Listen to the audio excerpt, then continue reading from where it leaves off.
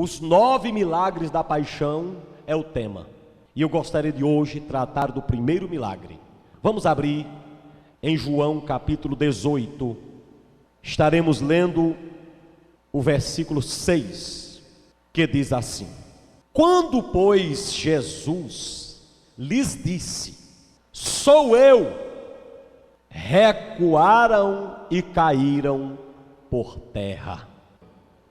Vamos agora repetir, vocês repetem quando eu parar, vamos lá. Quando Jesus lhes disse: Sou eu. Ele disse o quê? Mais uma vez. Aí eu termino. A Bíblia diz: recuaram e caíram por terra. O primeiro milagre que foi realizado por Jesus durante a Semana Santa foi esse aí: a queda dos soldados romanos. Cerca de 600 homens foram para prender Jesus, e eles iam sabendo que Judas ia dar um sinal: aquele a quem eu beijar, esse é o homem, prendei-o.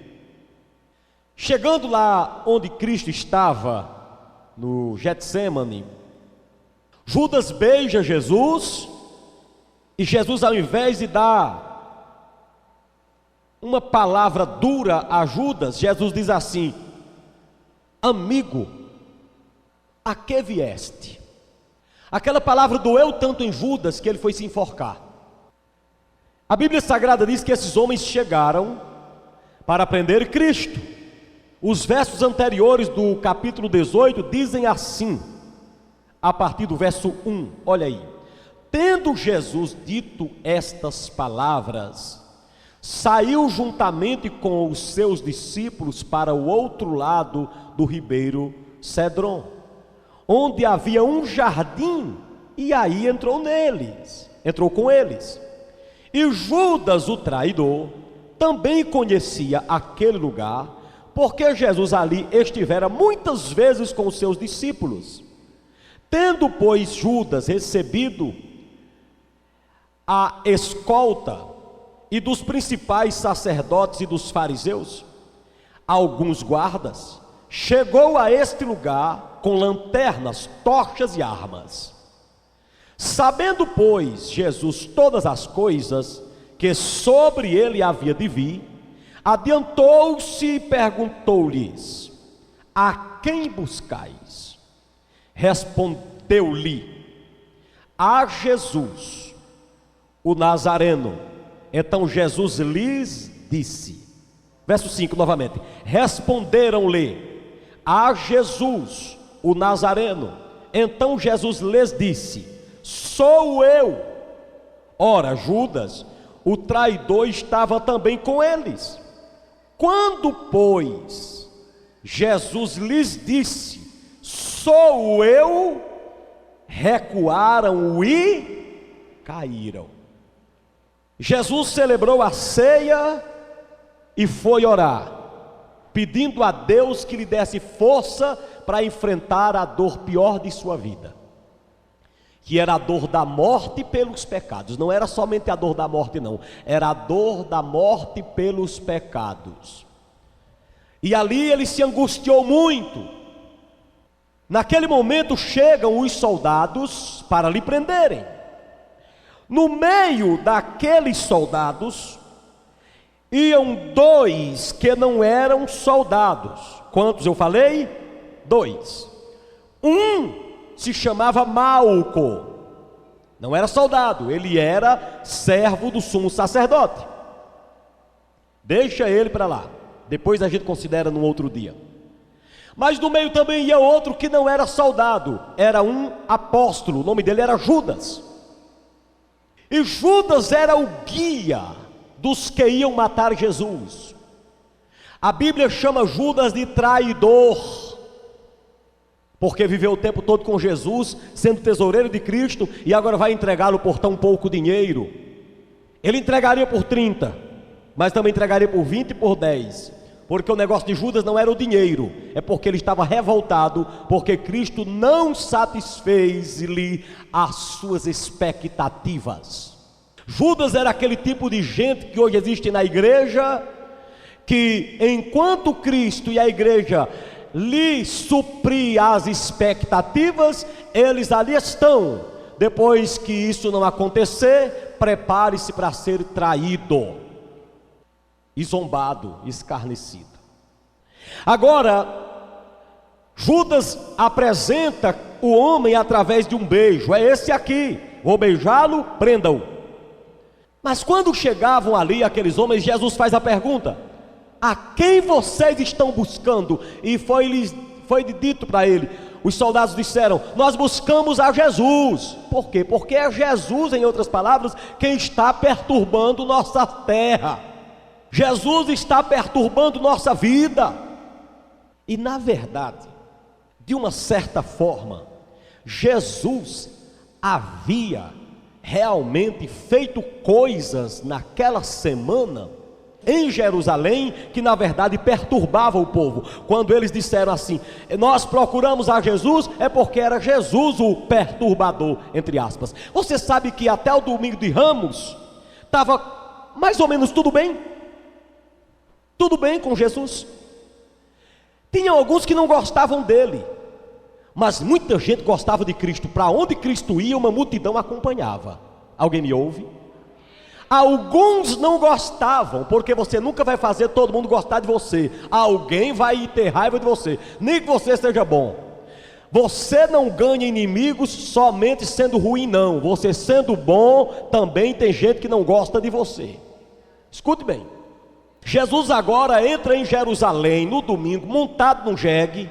Ele podia entrar a cavalo, mas quis entrar num jegue, para provar sua humildade. Quando entrou, uma multidão o acompanhava. Hosana aquele que vem em nome do Senhor. Até o jegue foi abençoado. O jegue nunca passou um dia tão bem como naquele dia, que até um tapete improvisado tinha para o jegue passar de cima, porque estava com Cristo. Até o jegue foi abençoado.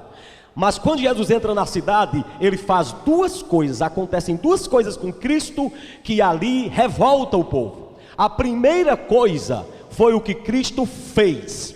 O que foi que ele fez?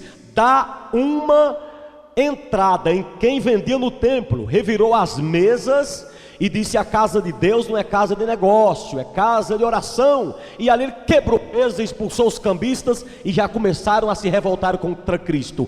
Daqui a pouco, em Mateus 23:1, diz que ele chega diante do povo lá no templo e diz assim: na cadeira de Moisés se assentam publicanos, aliás, fariseus e escribas e fariseus hipócritas.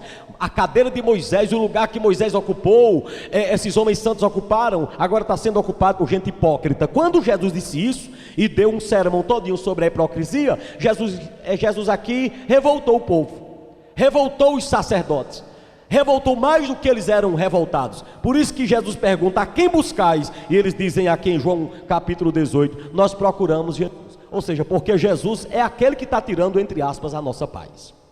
E então Jesus Cristo olha para aqueles soldados e diz assim: sou eu. Como foi que ele disse?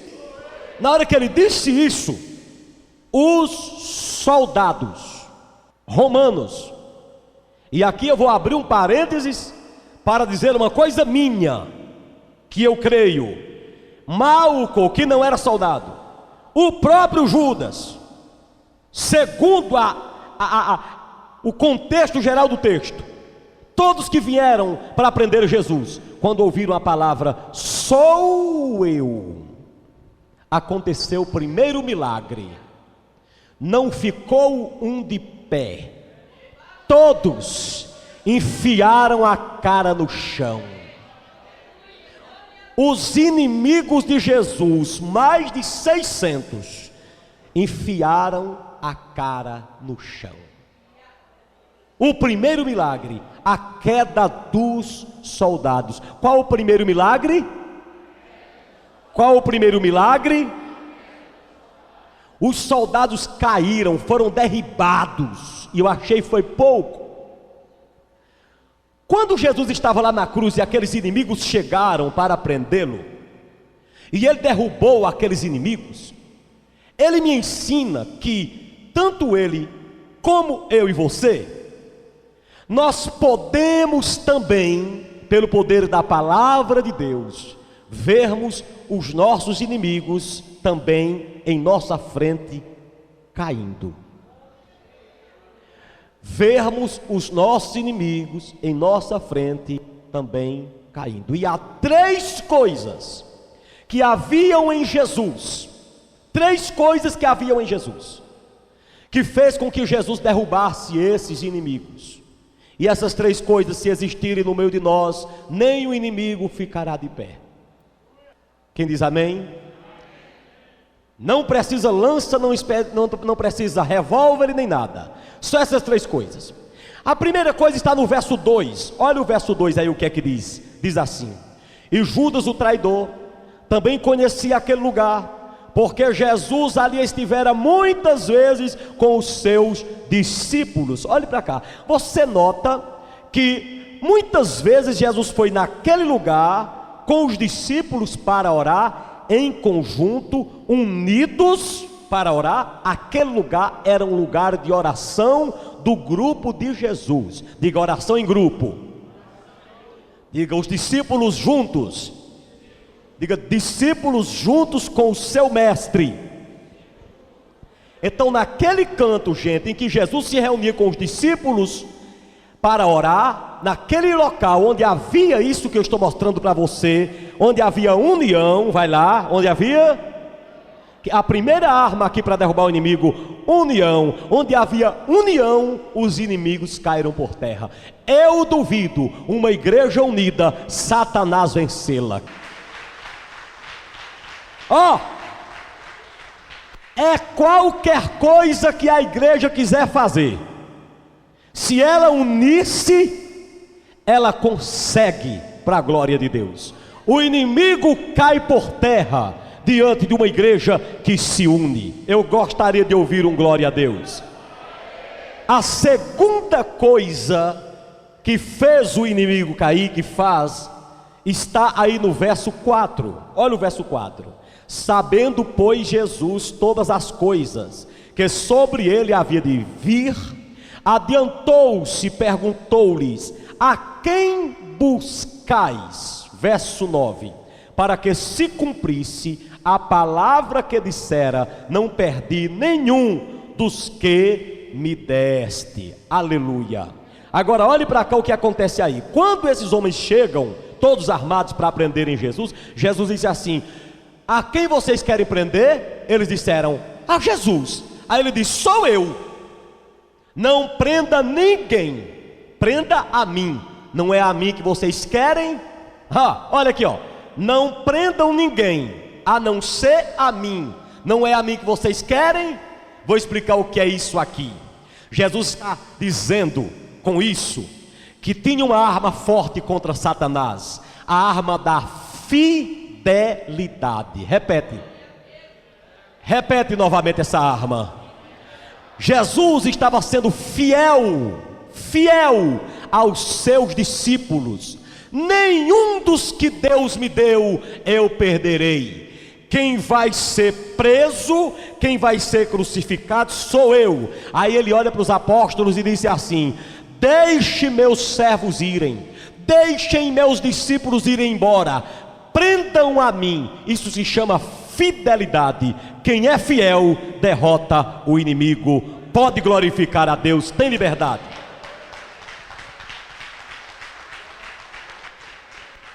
Mas a terceira coisa que faz com que o inimigo caia diante de você, como caiu diante de Jesus, está aí no verso 11. Olha aí o que é que diz assim. O que é que diz? Mas Jesus disse a Pedro: mete a espada na bainha. Não beberei porventura o cálice que meu pai me deu? Mete a espada na bainha, Pedro. Será que eu não vou beber do cálice que Deus me deu? Sabe o que é que Jesus está dizendo com isso? Jesus está dizendo: Pedro, eu não preciso de armas humanas, Pedro. Respeite meu caráter, Pedro. Eu já fui portador de uma palavra, E eu já disse a vocês por meio de Isaías, Pedro, que a vossa arma não constitui-se de arma humana, mas de arma poderosa e espiritual para destruir fortalezas, Pedro. Olha para meu caráter, eu não preciso de armas humanas. Meu caráter é de poderoso, de onipotente, de santo. Se você quiser ter vitória na vida, zele do seu caráter, que você vai ter vitória. Os inimigos caem de frente de Jesus, porque Jesus zelava, número 1, pela união, número 2, pela fidelidade, número 3, pelo seu caráter. E será se aquele povo que está aqui sabe dar, nem que seja um glória a Deus alto? Será que esse povo que está aqui, as mulheres podem dar um glória a Deus forte? As mulheres vão ter a oportunidade novamente, porque os homens cantaram hoje e eles vêm aí, viu? As mulheres podem dar um glória a Jesus bem forte. Agora os homens vão agora bem forte. Os homens podem dar um glória a Deus.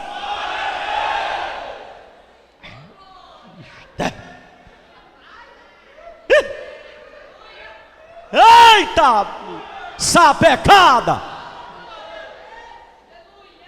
Jesus está ensinando com esse milagre que os nossos inimigos podem não permanecerem diante de nós. Digam comigo: eu tenho inimigos. Diga: não sou inimigo de ninguém, mas tenho inimigos. E pelo poder da união, da fidelidade e do caráter, todos serão envergonhados. Está profetizado em nome de Jesus? Muito bem. Mas o que era que Cristo queria me ensinar? Qual era a mensagem de Cristo ao derribar aqueles inimigos? Qual era a mensagem? O que era que ele queria dizer para nós diante da queda daqueles mais de 600 soldados? Qual era a mensagem? A primeira mensagem é a seguinte: ele queria dizer o seguinte: soldados, Malco, Judas, se eu não quisesse morrer, ninguém me mataria. Tanto é que eu só fiz falar, vocês forraram o chão. Quem entendeu o mistério de Deus? Se eu não quisesse, ninguém me levava. Eita, pancada! Aleluia!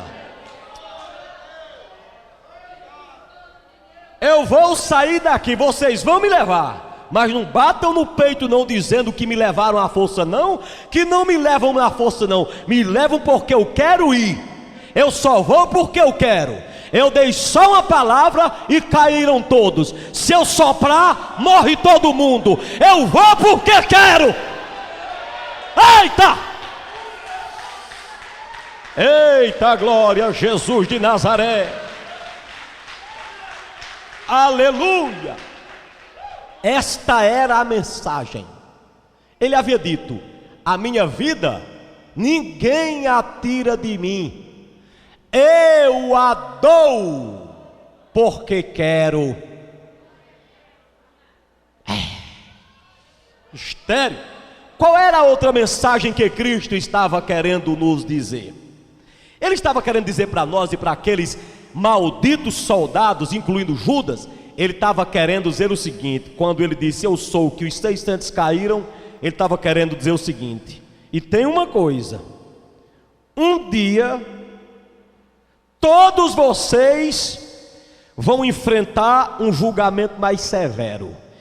Começou aqui em cima do monte, vai chegar um dia que vocês vão se dobrar diante de mim e vão ter que confessar, nem que seja por um momento, que eu sou o Senhor, para a glória de Deus Pai. Vocês começam hoje aqui passar pelo julgamento de Deus. Caiam por terra. Ah, ele não disse não, ele só fez dizer assim: eu sou. Quem diz cai por terra muitas vezes somos nós, mas Jesus não precisa dizer caia por terra, ele só precisa dizer sou eu. Bem, cai. Quem precisa desse negócio cair por terra é a gente. Jesus só diz: sou eu. Sou eu. Vocês caíram, atenção para a lição. Levantem, um dia o julgamento será pior. Começou agora. Se não se arrepender, o julgamento um dia será pior. Uma terceira coisa que Cristo queria dizer para os seus opositores, e para nós também ele queria dizer isso. A mensagem que ele gostaria de dizer e que falou com o seu ato foi o seguinte. Ele quis dizer o seguinte: soldados, eu sou inocente, eu não mereço tamanho castigo, vocês vão me levar, mas a força da inocência, porque quem é inocente tem poder. Deixa eu dizer para você, quem é inocente tem a autoridade do reino espiritual diante dos seus acusadores. Glória a Jesus. Olha, quem é acusado e é inocente, ele tem autoridade na dimensão espiritual. Jesus estava dizendo: olha, sabe por que vocês caíram aí? Porque vocês querem levar o inocente. Vocês vão me levar, mas vão me levar com a dor na consciência. Se quiserem chegar lá embaixo e dizerem, digam, mas vocês não vão dizer não, a queda que levaram aqui em cima não, mas vocês vão sair daqui com uma coisa na consciência: eu não mereço ser levado, eu sou inocente, e a minha inocência derrota vocês, escraviza vocês. Deus está dizendo para você também nesta noite que está sofrendo injustamente. Deus se levanta pela causa dos inocentes e necessitados. Não adianta tentar dizer que você fez. Se você não fez, você sabe que não fez. Você tem um legado do reino espiritual para fazer e desfazer. Deixe quem quiser lhe acusar, sua consciência não lhe acusa. Os soldados de Roma estão caindo hoje diante de você. Será se vocês acreditam no que eu estou pregando mesmo? Jesus também estava dizendo uma quarta coisa. A quarta coisa que Cristo estava querendo dizer era a seguinte: olha aqui, soldados, ninguém resiste ao poder de uma pequena frase, de uma pequena palavra que eu pronuncio. E eu estou usando uma palavra que meu pai usava no Antigo Testamento. Meu pai dizia: eu sou. E eu, como filho, estou imitando, dizendo: sou eu. E se tem uma coisa que Deus ama, é quando a gente repete o que Ele disse. Quando a gente repete o que Deus disse, não tem outra, é o que você quiser. Se for para ficar em pé, se fica em pé, e se for para cair, se arrebenta. Quando você pronuncia o que teu pai pronunciou, você pode, eita glória a Jesus de Nazaré, aleluia. Porque se tem uma coisa que Deus ama, é quando você valoriza o que Ele disse. Jesus estava valorizando o que o pai disse. Você sabe por que aquele homem deixou Jesus maravilhado, o centurião? Sabe por que foi? Porque aquele centurião parece que sabia que quando você mexe com a palavra de Deus, você mexe com o coração de Deus. A Bíblia diz que aquele homem deixou Jesus maravilhado. Por quê? Porque ele disse assim: eu sou homem sujeito a autoridades, e tenho soldados debaixo da minha. A quem eu mando, vai. Quando eu mando ir, vai. Quando eu mando vir, vem. O Senhor também tem gente. a teu serviço. Tem gente tua, tem anjos teus a teu serviço. Manda somente uma. Rapaz, quando ele disse manda uma palavra, porque ele não disse duas? Porque na verdade, eita glória, no céu só existe uma palavra. Esta palavra é Jesus, o verbo da vida. Mexeu com a palavra, mexe com Deus.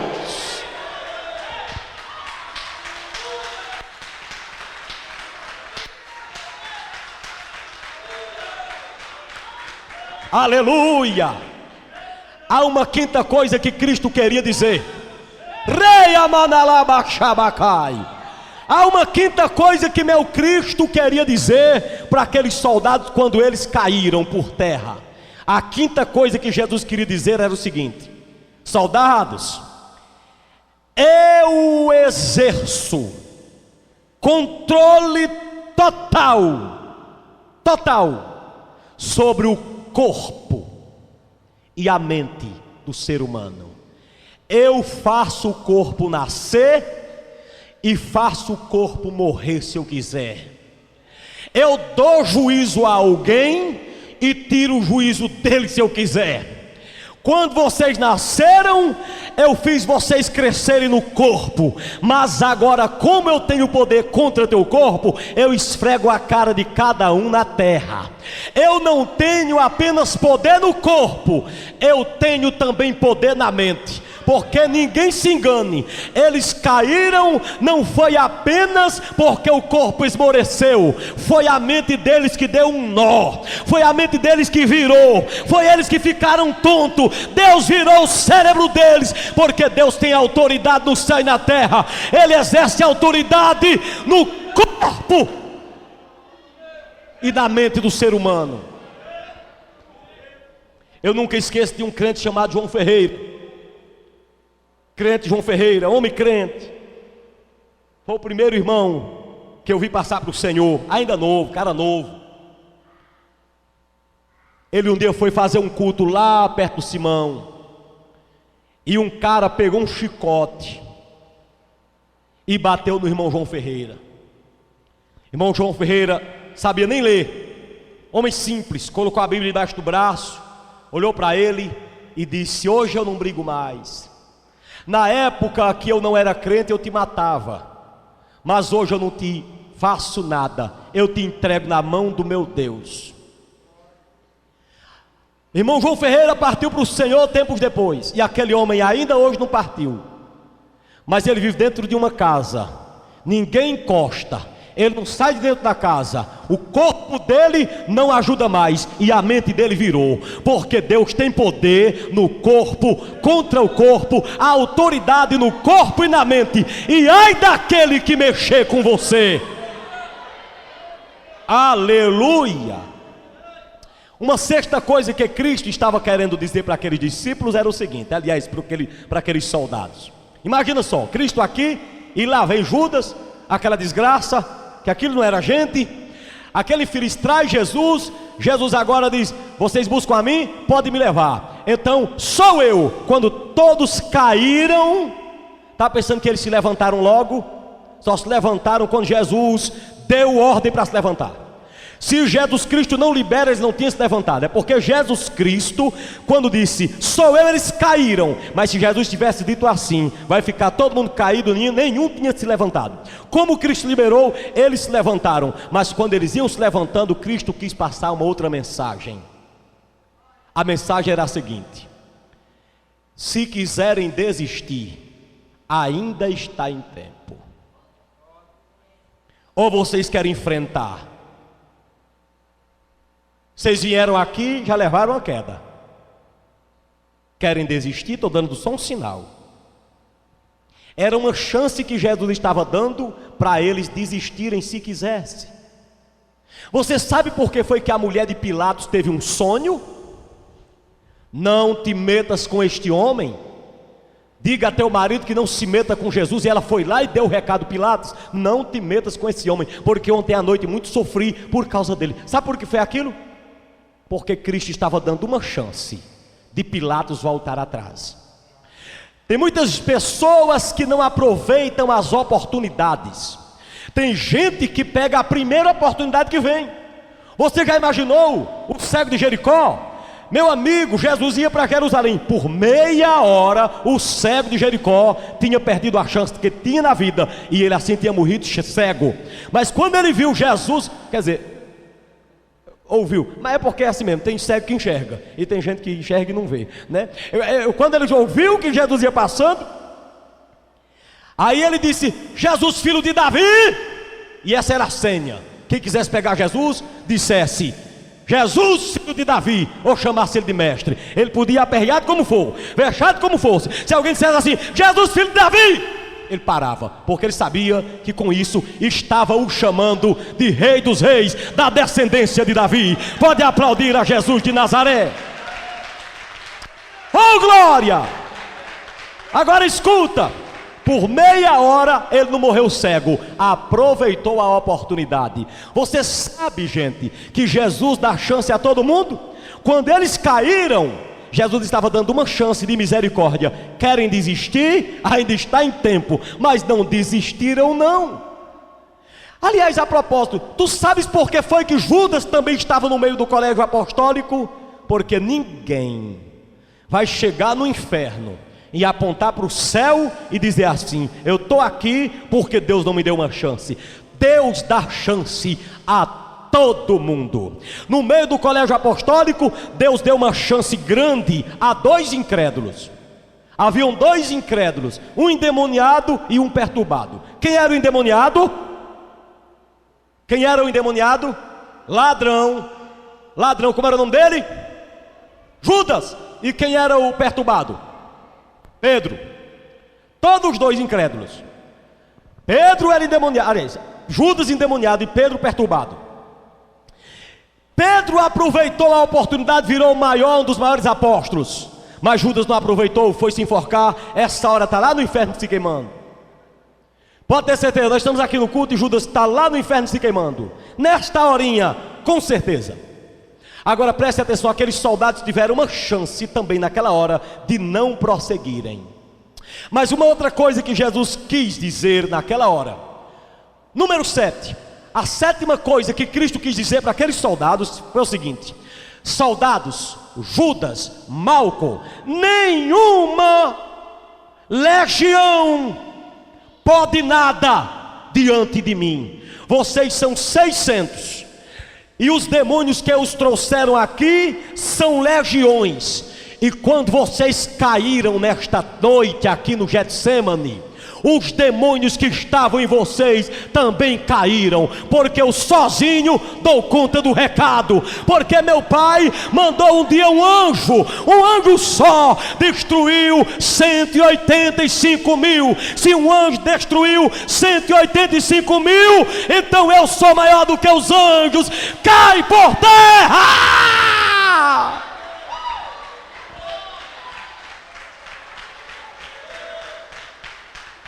Eita glória a Jesus de Nazaré! Sou maior, posso mais do que todas as legiões. Nenhuma legião tem o poder que eu tenho. Mas sabe qual era a penúltima coisa que Jesus estava dizendo a eles quando eles caíram? A penúltima coisa que o Senhor Jesus estava dizendo era a seguinte: em 8º lugar, Jesus estava dizendo: em qualquer situação. Repete essa partezinha.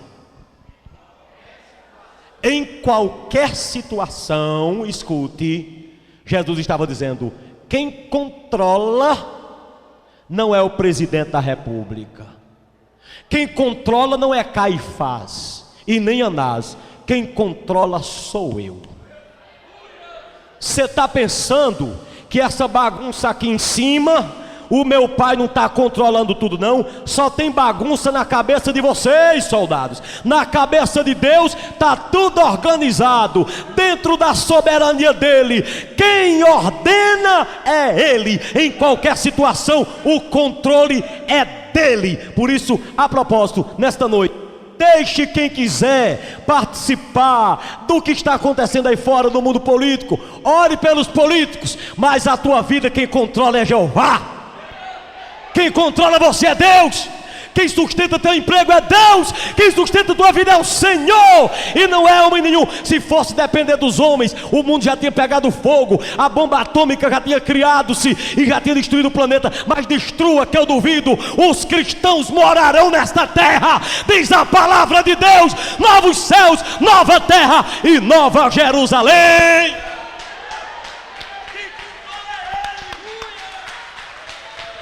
Quem controla é Ele. Oh, mistério de Deus na terra. Quem controla é Ele. Qualquer situação adversa, viu, meu irmão? Qualquer situação adversa, até a que você tem passado, até a que você está enfrentando, Deus está no controle disso aí. Deus me manda dizer, Ele está no controle, e os soldados romanos, juntamente com Judas, vão cair por terra diante de você, porque o controle é de Jeová. Era isso que ele estava dizendo. Em qualquer situação, quem controla sou eu. Se eu quiser, se levanta, e se eu quiser, cai. Por isso que eu adoro esse Deus, por isso que eu amo esse Deus, porque minha vida está controlada por Ele.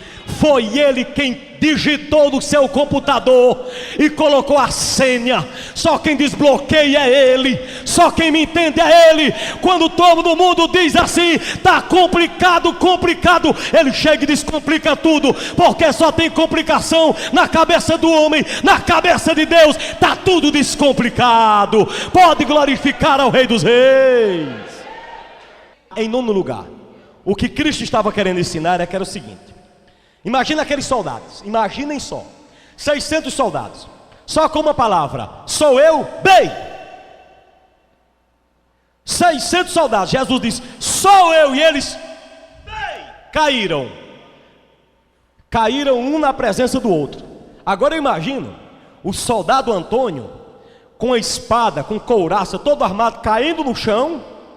Quando ele se levantou, que ele olhou para a cara do soldado Joaquim, um com vergonha do outro, e pensando um ao outro, conversando, dizendo assim: ó, quando chegar lá embaixo, ó, não diz nada, ninguém caiu. Quem está entendendo?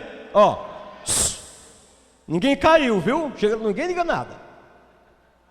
Um com vergonha do outro, caindo diante de um judeu, com as mãos cheias de calo da carpintaria, que não sabia manusear uma espada.